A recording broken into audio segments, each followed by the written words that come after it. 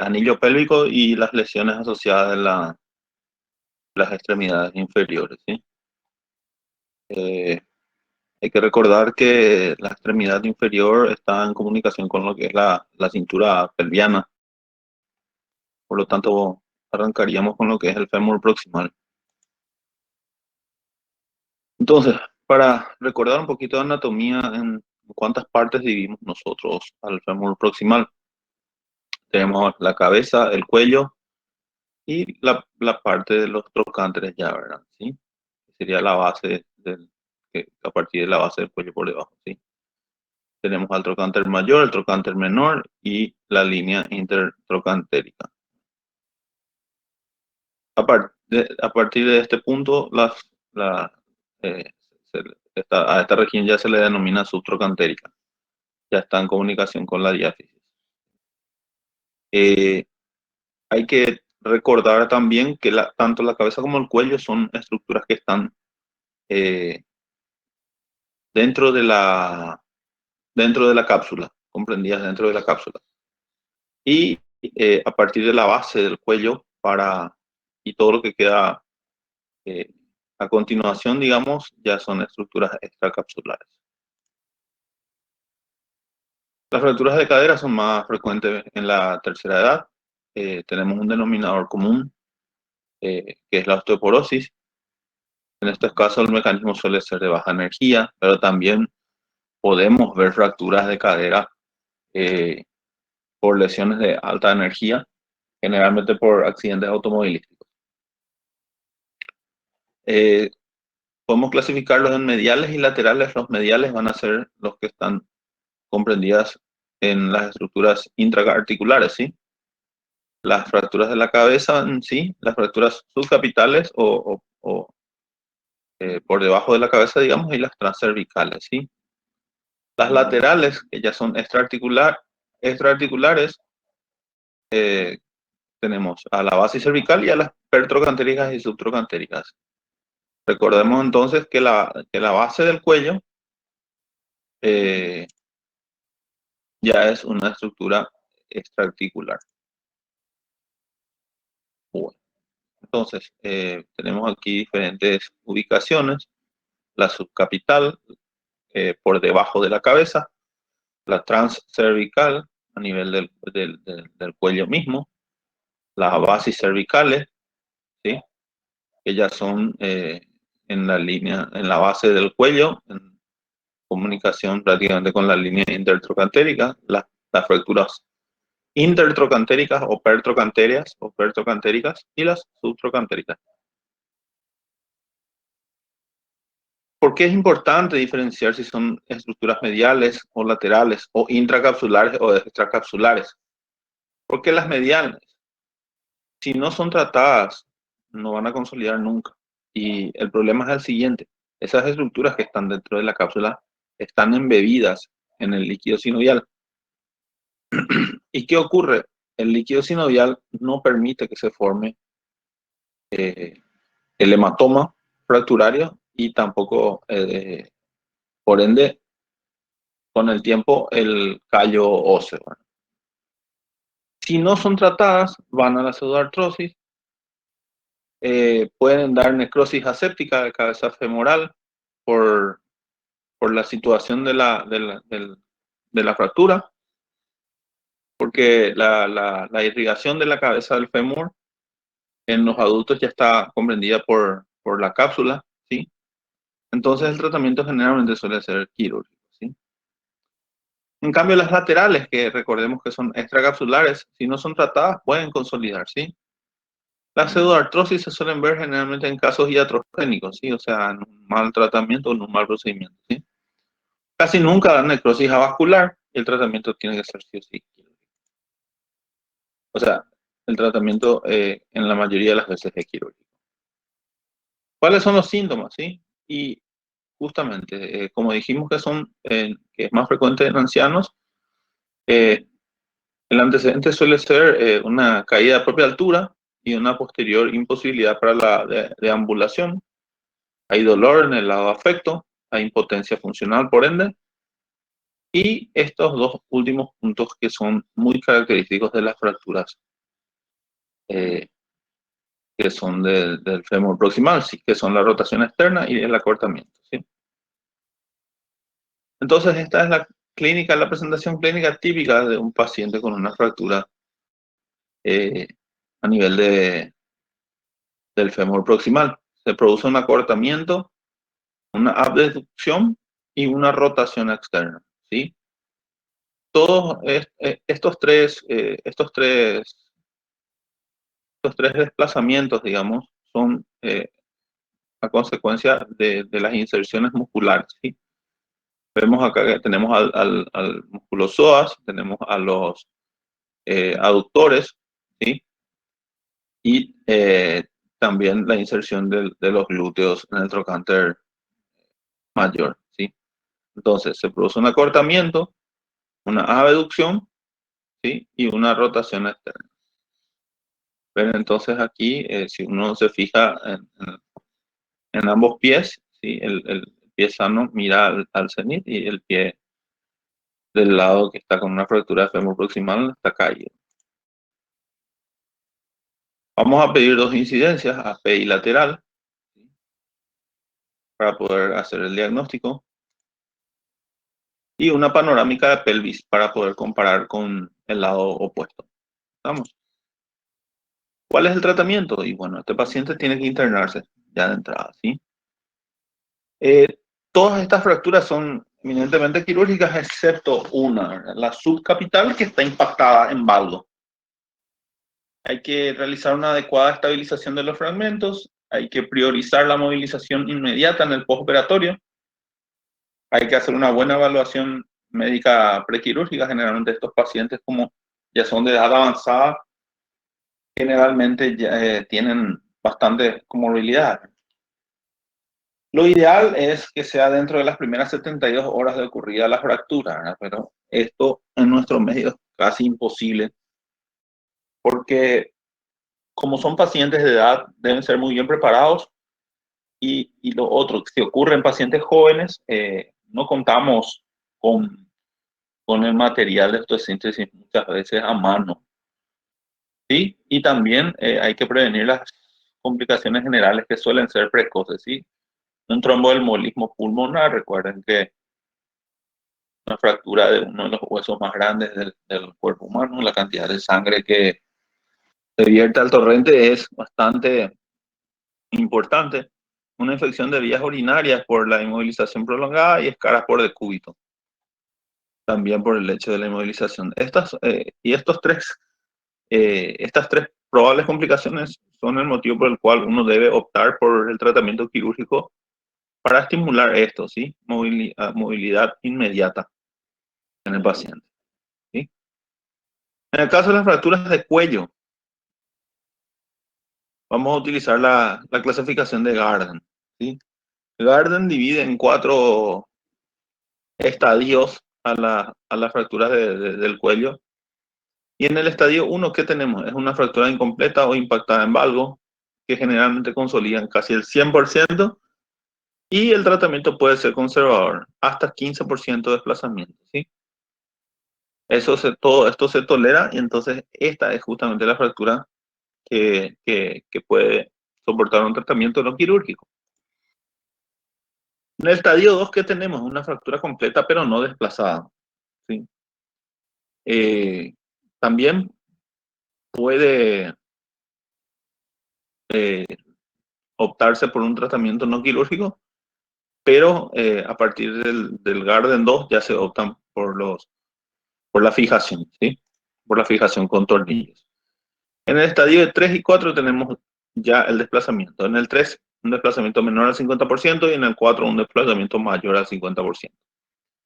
Esta es la de peor pronóstico, porque al haber un desplazamiento importante hay mayor compresión de los vasos que están en la cápsula y puede comprometer la vitalidad de la cabeza femoral. Entonces vemos una Garden 1, una incompleta impactada en valgo, una Garden 2, una completa no desplazada, una Garden 3 con un desplazamiento menor al 50%, y una Garden 4 con un desplazamiento mayor ya al 50%. ¿Qué hacemos con las fracturas de cuello? Podemos usar tornillos canulados, ¿sí? Generalmente 3 tornillos en una disposición ya que pueda dar mayor estabilidad, pero esto funciona solamente en pacientes jóvenes. Y otro punto que hay que tener en cuenta también es que este procedimiento, para que funcione en los jóvenes, tiene que realizarse dentro de las 48 a 72 horas después de ocurrido el accidente, ¿verdad? O sea, el traumatismo. Pasado ese, el pronóstico es bastante reservado ya, ¿sí? En pacientes ancianos, ¿qué podemos hacer? Prótesis parciales, ¿sí? Estas son las prótesis parciales, que son lo que serían los componentes femorales, con una cabeza femoral que se adapta directamente al acetábulo. Estas prótesis se suelen utilizar en pacientes ancianos que ya son de ambuladores domiciliarios, es la forma en la cual se los considera. Que son pacientes que necesitan deambular dentro de la casa, una movilidad escasa prácticamente.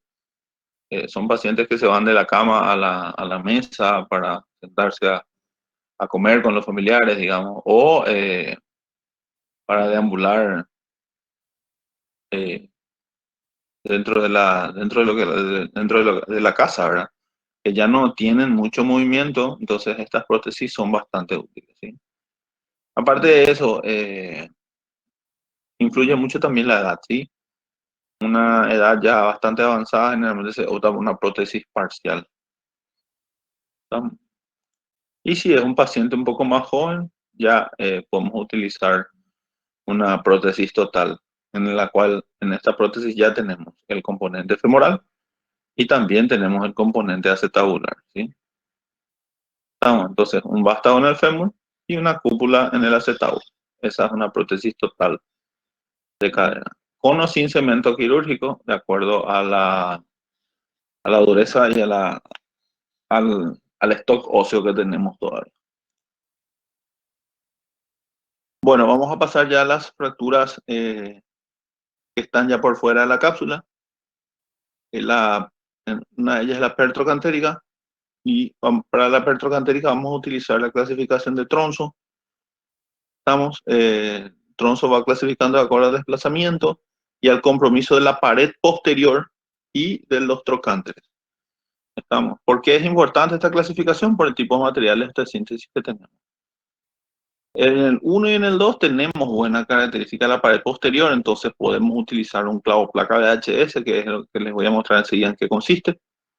Pero a partir de la Tronzo 3 a partir de la Tronzo 3 ya tenemos que usar un clavo endomedular tipo PFN que tienen también un tornillo deslizante. Y ya les muestro. Este es el clavo placa, ¿sí? Y si ustedes se fijan, se apoya completamente en la cara lateral, digamos, del fémur y tiene un orificio para que atraviese el tornillo deslizante, ¿sí? El tornillo deslizante tiene la siguiente función, que hace una función de pistoneo dentro de lo que es el cilindro de la placa. La placa va sujeta directamente a la diáfisis femoral por medio de estos tornillos, ¿verdad? Y esta placa, ¿qué es lo que permite? Que a medida que uno vaya pisando, se pistonea esto, es un pistoneo dirigido y sostenido, y ese pistoneo es el que estimula a la formación del callo óseo, ¿sí? Pero como dijimos en el 1 y en el 2, ¿sí? A partir del 3 ya tenemos que utilizar el clavo femoral proximal, que es con un tornillo deslizante que va, digamos, sujeto a través de un clavo endomedular. ¿Por qué la necesidad de colocar un clavo endomedular? Porque el clavo endomedular va por dentro de la médula, como su nombre lo indica, y nos permite darle una sujeción a esta fractura proximal, cosa que no nos va a dar el clavo placa de HS, porque si recuerdan, el clavo placa debe apoyarse en la cara lateral, pero si todo eso está fracturado, no vamos a tener una suficiente sujeción. ¿Cuáles son las complicaciones? Pseudoartrosis, como dijimos, pero en el caso de que haya sido una cirugía, eh, o sea, una iatrogenia, ¿verdad? Por una mala utilización del material de estosíntesis o muchas veces por una mala elección del implante. Infecciones, una necrosis aséptica, que que es muy rara que ocurra, el paciente puede quedar con un acortamiento del miembro de repente y con unas alteraciones rotacionales que a veces pueden ser complicaciones. Bueno, vamos a pasar a lo que es la fractura diafisaria de fémur, que es una fractura de alta energía. Por lo general suele tener algunas fracturas asociadas, como por ejemplo una fractura de rótula o si es que fue una de alto impacto en un accidente automovilístico, puede estar acompañado de una fractura a nivel de la pelvis o del acetábulo, ¿sí? Generalmente el paciente ingresa al servicio de urgencias con signos de shock hipovolémico por la importante pérdida sanguínea que tiene. ¿Sí? El hematoma fracturario puede tener 1 o 2 litros. Hay que descartar que no tenga acompañamiento de una lesión vascular o nerviosa y controlar el síndrome compartimental que en clases pasadas estuvimos repasando un poquito en qué consiste el síndrome compartimental. Generalmente es un antecedente de un traumatismo violento, hay un dolor intenso, una deformidad importante del músculo, una impotencia funcional y signos de shock hipovolémico, ¿sí? Hay que pedir la serie de trauma, que es radiografías cervicales, tórax y pelvis, y también la radiografía de todo el miembro. Como bien sabrán, hay que incluir ambas articulaciones, tanto la cadera como la rodilla. Hay que ver toda la longitud del fémur y hay que pedir en 2 planos, anteroposterior y lateral. ¿Cuál es el tratamiento? El tratamiento inicial es tratar el shock, ¿sí? Hay que hacer una estabilización provisoria con una férula o una tracción esquelética. Hay que proceder a internarla y para prevenir la formación de tromboembolismo pulmonar hay que heparinizar al paciente, o sea, anticoagular, ¿sí? El tratamiento ya tiene que ser quirúrgico y es por medio de un clavo fresado de fémur, que es un clavo intramedular, es el gold standard. Estos pacientes salen prácticamente caminando al día siguiente de su cirugía y permiten una pronta recuperación. Lo que hace el clavo de fémur es servir de guía para que esta fractura pueda pegar y a la vez cuando realiza una carga al pedir al paciente que vaya pisando se produce una microimpactación y un pistoneo a nivel del foco de fractura que produce microhemorragias y eso estimula a, a la formación del callo óseo, ¿verdad? Como bien recordarán, una fractura diafisaria no necesita una reducción anatómica, más bien una reducción funcional. Las fracturas distales de fémur son las que están comprendidas dentro de los 15 centímetros distales del fémur, incluyendo la metáfisis femoral y la superficie articular. Entonces, estas fracturas van a necesitar una reducción anatómica, ¿sí? Y la zona supracondilia está limitada por los cóndilos femorales y la unión de la metáfisis y la diáfisis del fémur. Esta es la clasificación que podemos ver, nuevamente una clasificación AO, en la que sabemos que las de tipo A son extraarticulares, las de tipo B son unicondilias y las de tipo C son bicondilias. Y hay que prestar atención muy en especial a la tipo B3, que tiene un nombre propio, que es la fractura de Hoffa, que es una fractura en el plano coronal, ¿sí? ¿Por qué hay que tener en cuenta esto? Porque esta fractura no se va a poder fijar con el uso de una placa lateral. Hay que fijar esta fractura en forma independiente y después ver si es que no está asociada a otro trazo de fractura y ahí colocar una placa, ¿sí? ¿Cuál es el diagnóstico? Hay que hacer una exploración física, obviamente. Hay dolor, hay tumefacción, hay hematoma, hay deformidad a nivel del fémur distal y de la rodilla. Puede encontrarse acortamiento femoral por acción del cuádriceps, una angulación posterior por acción de la inserción de los gastrocnemios y un desplazamiento posterior del fragmento distal por lo mismo que les dije. Lo importante acá es explorar el estado vascular de la extremidad por su cercanía con el paquete popliteo de la pierna.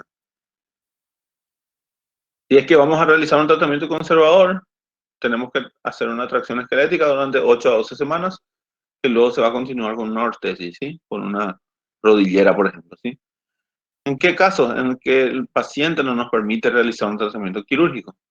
Por ejemplo, una paraplegia o una cuadriplegia, por una osteoporosis severa o por fractura ya muy disminuida, y entonces no nos permite hacer una reconstrucción correcta, y por factores del cirujano, ¿sí?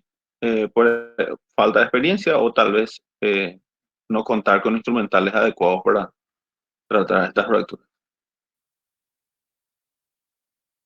¿Qué tan frecuente se ve este tipo de fractura? ¿Cuál de las fracturas, doctor?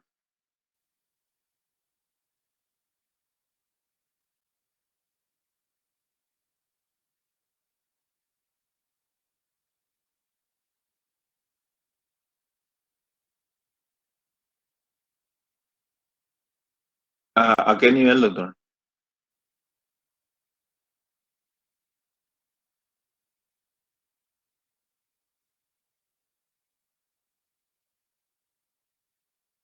Yo creo que la diafisaria es la que más se ve, pero hay que tener en cuenta lo siguiente, que la diafisaria es la que más se ve en pacientes jóvenes, ¿sí?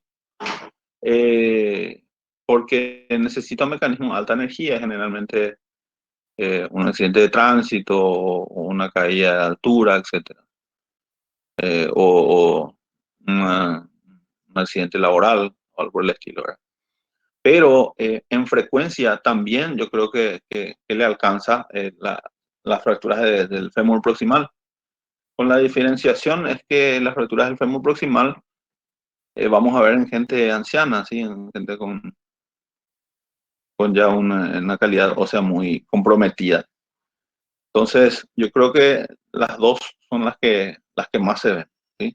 Pero no en las mismas edades. Eso es lo que quiero que tengamos un poco en cuenta, ¿sí? Y en tercer lugar serían prácticamente las fracturas de fémur distal.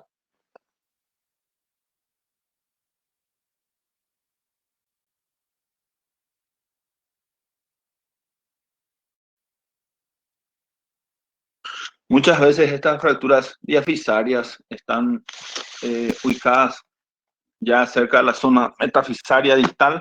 Entonces, eh, muchas veces optamos por utilizar un implante que se utiliza para el fémur distal. Bueno, ¿qué se puede hacer con el fémur distal? Podemos utilizar tornillos de compresión, podemos usar placas, podemos utilizar clavos intramedulares y también podemos colocar un fijador externo. Estas son las placas condilias, que eran las primeras que se utilizaban para este tipo de fracturas. Luego se reemplazó, digamos, eso por el DSS, que tiene una angulación de 95 grados, a diferencia de lo que era el DHS que vimos en fémur proximal, que tiene una angulación de 135 grados. Eh, Esta es una placa condilar, ¿sí?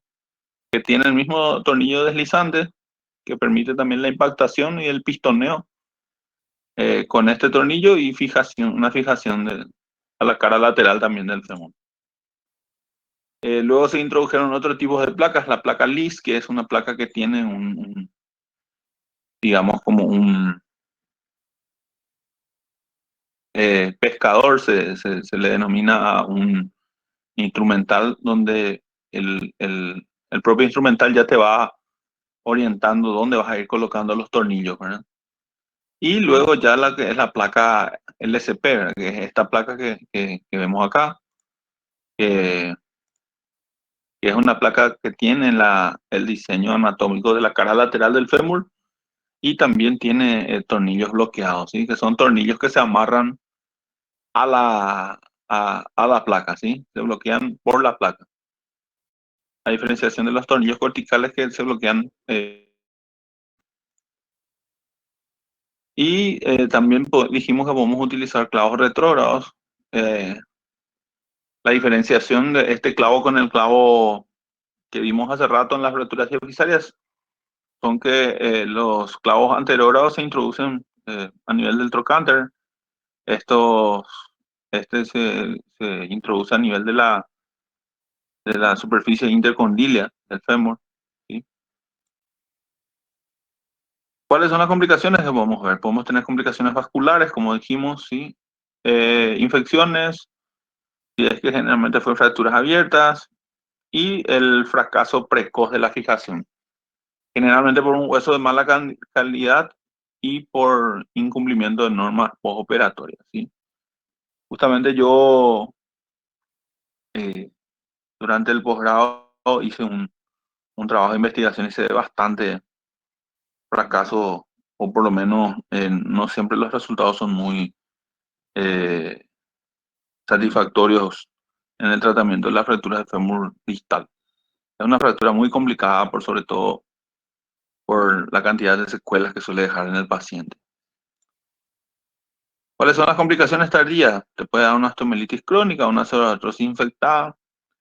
eh, Como dijimos, si tenemos un antecedente de fractura abierta, pseudoartrosis, que se ve en una cantidad importante, y eh, una de las complicaciones que yo más vi es esto justamente, son las consolidaciones viciosas, consolidaciones en una disposición no muy armónica para la marcha, dolor a la fijación, que casi no vi tanto, artrosis sí, porque está comprometido el cartílago, y una de las cosas que generalmente más temor se tiene al tratar estas fracturas es la rigidez de rodilla, por el miedo que tiene el paciente para hacer carga y por sobre todo para hacer flexión. Bueno, la fractura de rótula, que también es una fractura que suele estar acompañando a estas fracturas que dijimos, ¿verdad? Representan el 1% aproximadamente de las lesiones óseas, es más frecuente en el varón entre los 20 y 50 años. Y generalmente son infrecuentes, sí, bilateralmente, ¿sí? Generalmente se produce un traumatismo directo, ¿sí? Eh, por caída sobre la rótula en flexión, acá como le ocurrió a este paciente, digamos. Y el mecanismo indirecto, que es bastante infrecuente, pero es por un, un estrés por las fuerzas de contracción, ¿sí? Como bien recordarán, todo el cuádriceps se inserta en la cara, en el polo superior de la rótula, y el polo inferior está bastante tenso justamente por este ligamento, que es el ligamento rotuliano, que está inserto en la tuberosidad anterior de la tibia. Y como son dos fuerzas que están compitiendo, digamos, terminan estresando a la rótula y se produce una fractura anil, ¿sí? La evaluación clínica es importante, es una dificultad para la deambulación. Puede haber dolor, puede haber tumefacción y equimosis. Y este es el signo típico, ¿sí? Ustedes ven cómo, digamos, podemos, eh, a la palpación sentimos cómo eh, están diastasados ambos fragmentos, están separados y uno puede sentir perfectamente a los cóndilos. De la clasificación, de acuerdo al tipo de trazo que podemos ver, pero generalmente a medida que está más disminuido tenemos que ver cómo solucionamos quirúrgicamente, ¿sí? El tratamiento puede ser conservador si las fracturas no están desplazadas menos de 2 milímetros. Se le coloca un yeso inguinopedio por 4 a 6 semanas. Y el tratamiento quirúrgico suele ser de urgencia para evitar que vayan migrando, ¿sí? Se puede hacer mecanismo SAT o de banda de tensión, que es el cerclaje que dimos en miembro superior en las fracturas de olecranon, ¿sí? En los tornillos de esponjosa, ¿sí? También podemos utilizar. Y cuando las fracturas son parciales o de algunos polos parciales, como por ejemplo acá, vemos en algunos polos se puede hacer una rotulectomía parcial. En caso de que la fractura suele ser, sea muy conminuta y no permita la reparación, se puede hacer una rotulectomía total, o sea, quitar todo la rótula, quitar toda la rótula. Acá vemos el cerclaje, ¿sí? El sistema alámbrico absorbe tensión, el sistema SAAT, Las complicaciones pueden ser una infección, puede haber un fracaso de la fijación, puede haber pseudoartrosis, puede haber necrosis avascular y una refractura, ¿sí? El fracaso de la fijación muchas veces es por no, digamos, por no fijar bien el alambre quirúrgico a la tensión. Eso también puede ocasionar una pseudoartrosis. Necrosis vascular no suele ser muy frecuente, pero sí una refractura se suele ver. Bueno, vamos a ver un poquito lo que son las fracturas del platillo o meseta tibial. Estas pueden ser producidas por una gran variedad de fuerza, muchas veces por un valgo y un varo, por una compresión axial, por caída de altura, por una flexión o extensión o por un traumatismo directo.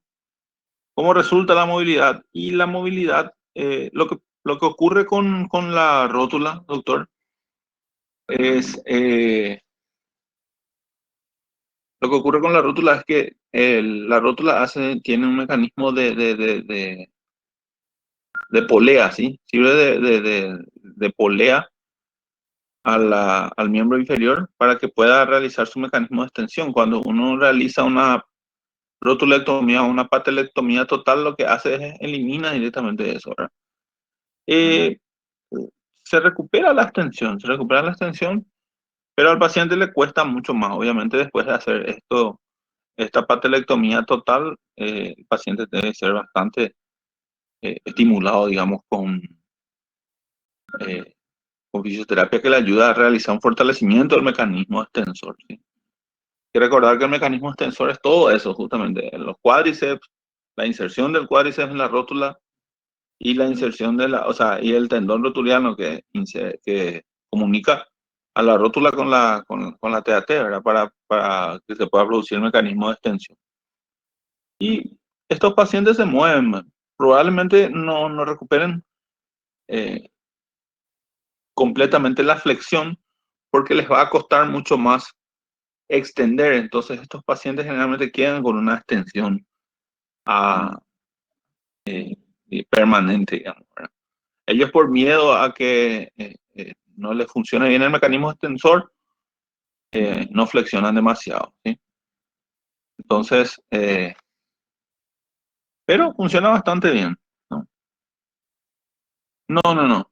Si se hace una rotulectomía total, no se reemplaza. Directamente se hace una sutura eh, entre ambos cabos, ¿verdad? El cabo del tendón de inserción del polo inferior y del polo superior y el tendón rotuliano que queda en el polo inferior. Se hace una sutura directa y después se hacen una inmovilización para que eso pueda fibrosar, que pueda ser resistente y ya luego el paciente pueda realizar sus ejercicios. Bueno, estas son las fuerzas entonces que pueden estar implicadas en las fracturas de platillo, ¿sí? Hay, tenemos que volver a hablar del tema de la edad, ¿verdad? Sí, en pacientes jóvenes con buen hueso son fracturas de alta energía, en pacientes ancianos con osteoporosis de baja energía. Los traumatismos que son de alta energía presentan estas características, unas extensas lesiones de tejidos blandos, contusiones, muchas veces son fracturas abiertas, se puede producir un síndrome compartimental, una lesión, puede encontrarse también lesiones de los nervios ciático popliteo externo o tibial y la arteria poplitea que suele ser también un motivo de preocupación, digamos. A los traumatismos de baja energía generalmente son traumatismos axiales, no se suelen ver contusiones, son lesiones cerradas, no tenemos problemas con tejidos blandos. Podemos tener desviaciones axiales, pero generalmente como se produce en pacientes ancianos, podemos tener problemas de la fijación de los implantes, podemos tener migración del implante, falla del implante y todo a causa de la osteoporosis. La clasificación que se ve, que más se utiliza es la clasificación de Schasker. Schasker divide en 6 de acuerdo al tipo de fuerza que estuvo implicado en la formación de la fractura. Y también lo que tiene en cuenta Schasker es que como es una superficie epifisaria y metafisaria por sí, que es una zona de carga, tenemos mucho hueso esponjoso en la zona y muchas veces estas fracturas están manifiestas como un hundimiento. Nosotros tenemos que eh, recuperar ese hundimiento aparte de resolver la fractura, ¿sí? En el uno tenemos una fractura pura, digamos, ¿sí? En el 2 tenemos una fractura con un hundimiento, en el 3 tenemos un hundimiento puro, en el 4 vemos una fractura a nivel del platillo medial, estas tres ocurren en el platillo lateral, el 4, el Schager 4 ocurre en el platillo medial, el 5 ocurre en ambos platillos, tanto medial como lateral, y en el 6 lo que vemos es una disociación metáfiso-diafisaria, o sea, el trazo se continúa a nivel de la metáfisis y diáfisis. Hay que hacer una buena historia clínica, tener en cuenta el tema de la edad, el examen neurovascular, radiografías AP y lateral, y como es una estructura articular, tenemos que pedir una tomografía, sí o sí. En este caso, por ejemplo, ¿cuál sería el diagnóstico que ustedes dan?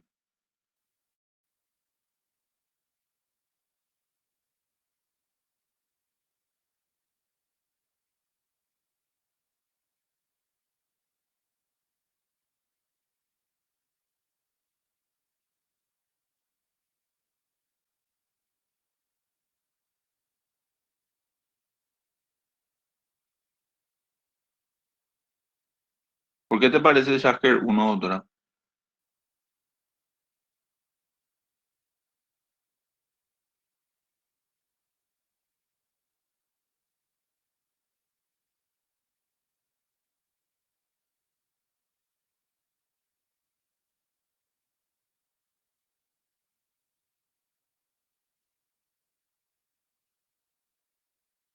Y es una separación pura, pero aparentemente tiene también un hundimiento ahí en zona central.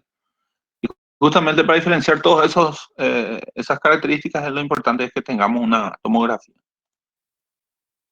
Entonces, muchas veces nosotros no vemos, acá a nosotros nos parecía una separación pura, como dijo la doctora, pero le pedimos una tomografía y ¿qué nos encontramos? Un hundimiento. El problema es que con esta radiografía no nos damos cuenta del hundimiento porque vemos que la carilla anterior está bien continuada, pero este hundimiento es a nivel medio, ¿sí? Entonces sí o sí necesitamos una tomografía y tenemos que resolver este hundimiento. ¿Cuáles son los objetivos del tratamiento? ¿Sí? Una descompresión y una preservación de los tejidos blandos, restaurar la congruencia articular lo más que se pueda, restituir los ejes mecánicos normales, hay que recordar el eje de la articulación femorotibial, y una movilidad funcional precoz para evitar la rigidez. ¿En qué caso podemos hacer un tratamiento ortopédico? Cuando el escalón, o sea, el desplazamiento de la fractura es menor a 2 milímetros, que no haya una inestabilidad axial, cuando tenemos osteoporosis grave y cuando tenemos contraindicaciones por parte del paciente, ¿sí? Tiene una enfermedad de base que no, una patología de base que no nos permita someterla a una cirugía.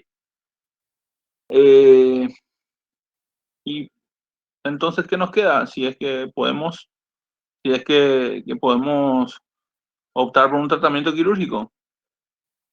Eh, ¿Cuál es el momento? Justamente teniendo en cuenta estos puntos, ¿sí? Raramente es como una urgencia, al menos que sea una fractura expuesta, una luxación o haya una lesión vascular, ¿sí? Generalmente se hace una cirugía diferida. ¿Por qué? Porque hay que permitir la recuperación de los tejidos blandos y hay que hacer una evaluación adecuada. Muchas veces necesitamos un fijador externo para ayudar a la estabilización de esta fractura y que ayude a que tengamos una mejoría de tejidos blandos. Entonces, ¿qué podemos hacer? Hay que ver si es que vamos a tener injertos óseos o sustitutos óseos, ¿sí? Podemos estabilizar por medio de distractores, tornillos, placas o fijador externo.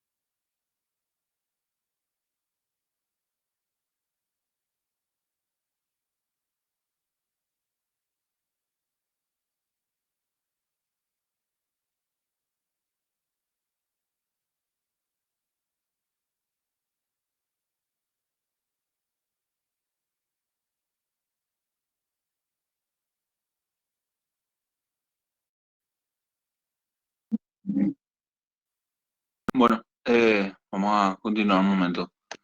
Podemos utilizar como estabilizadores un distractor, que es lo mismo que un fijador externo, pero nos permite justamente, como el nombre dice, distraer a la articulación para evitar la compresión y disminuir el edema.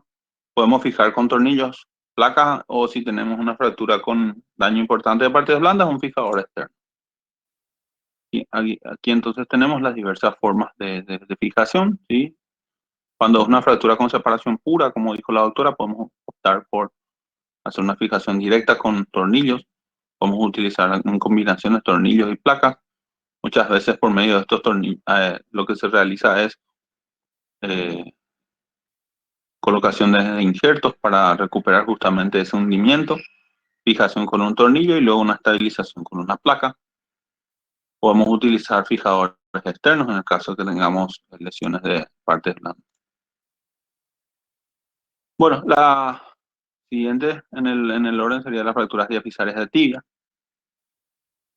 Son bastante frecuentes, pero tienen muchas complicaciones porque la parte diafisaria de la tibia tiene extensas áreas desprovistas de inserciones musculares, ¿sí? Uno se puede tocar, digamos, la cara anterointerna de la pierna y siente perfectamente esa carilla de la diáfisis de la tibia.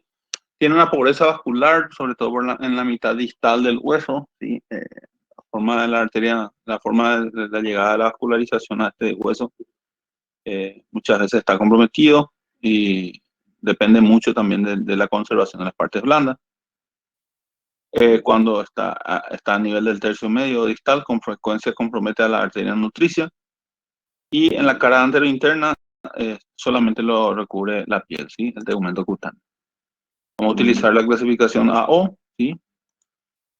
Vemos entonces en las A son de un solo trazo o trazo simple, ¿sí? Las B son de tercer fragmento o de fragmento en cuña, y las C ya son de conminutas.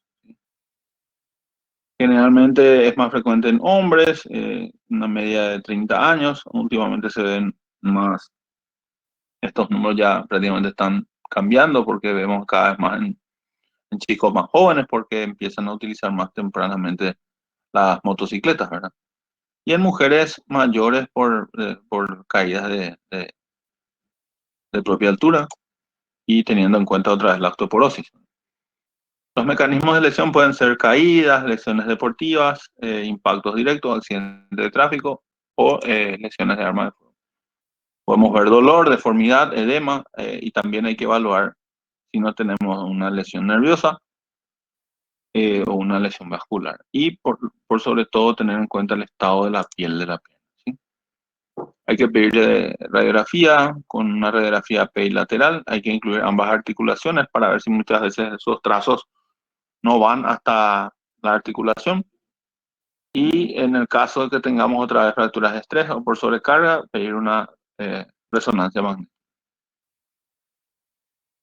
Esta fractura soporta muy bien el tratamiento conservador con estas férulas funcionales o las escayolas largas, que son las que empiezan en el pie y terminan en el tercio medio del muslo aproximadamente. O hay unas escayolas especiales que son de sujeción del tendón rotuliano.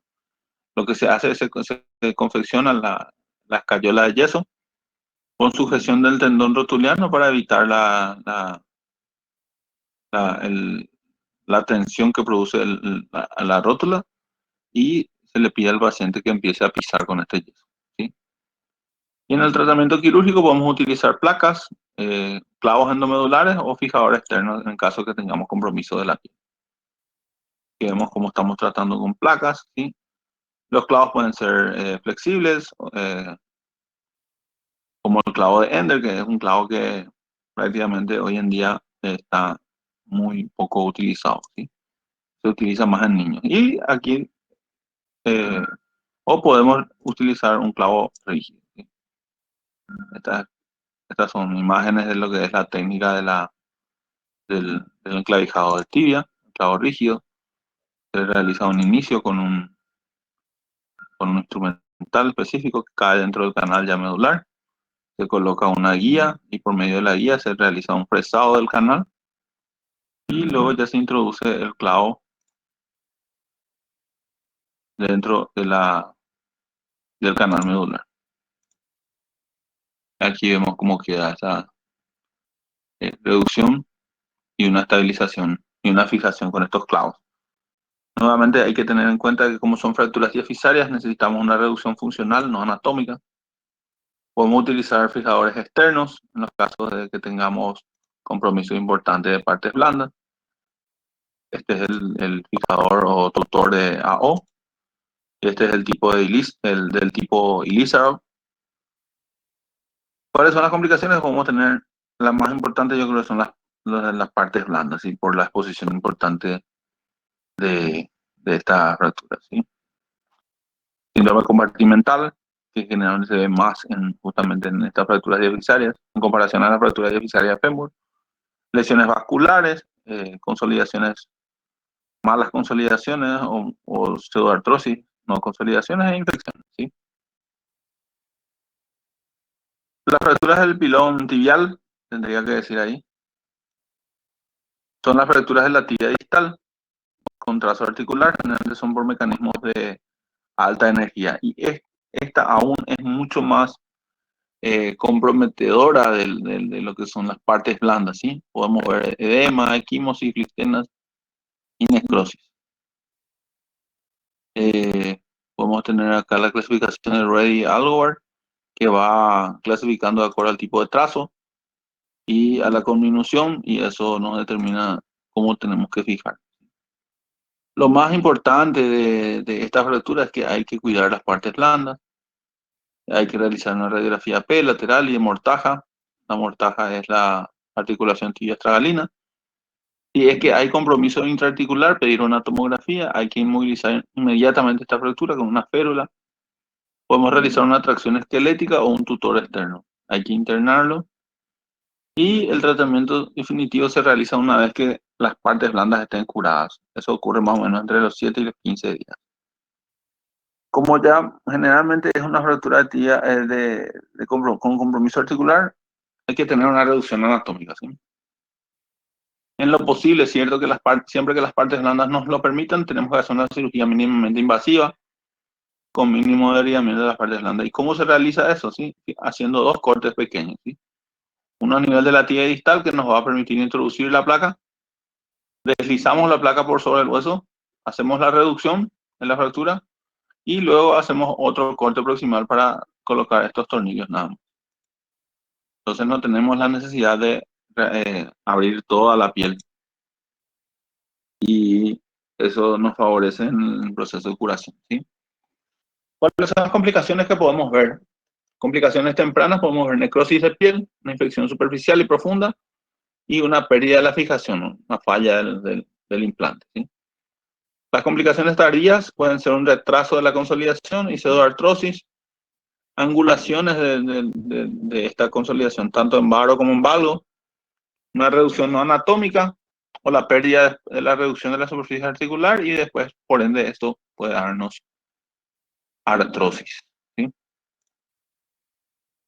Bueno, vamos a tener un break de 5 minutos, creo yo, ¿verdad? Ya hablamos suficiente. Vamos a seguir con la siguiente parte de las fracturas y luego fracturas de pelvis y por último vamos a ver las lesiones asociadas.